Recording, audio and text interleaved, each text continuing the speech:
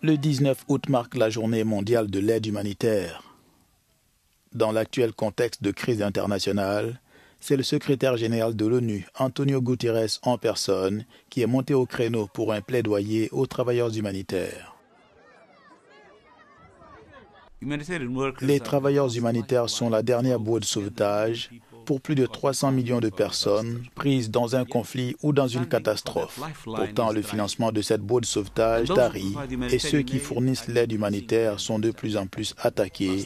L'année dernière, au moins 390 travailleurs humanitaires, un record, ont été tués dans le monde entier. De Gaza au Soudan en passant par le Myanmar et au-delà, le droit international est très clair. Les humanitaires doivent être respectés et protégés. Cette règle n'est pas négociable et s'impose à toutes les parties au conflit, toujours et partout. Ces derniers temps, le système humanitaire a été mis à rude épreuve en zone de conflit armé. Antonio interpelle les États membres.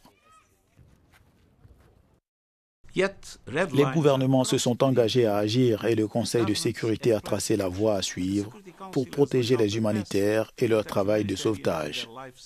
Les règles et les outils existent. Ce qui manque, c'est la volonté politique et le courage moral. En cette journée mondiale de l'aide humanitaire, rendons hommage à ceux qui sont tombés en agissant. Protéger chaque travailleur humanitaire et investir dans sa sécurité. Mettre fin aux mensonges qui coûtent des vies. Renforcer l'obligation de rendre des comptes et traduire les auteurs en justice. Mettre fin au flux d'armes vers les partis qui violent le droit international. Ensemble, disons-le d'une seule voix, une attaque contre les humanitaires est une attaque contre l'humanité. Agissons pour l'humanité.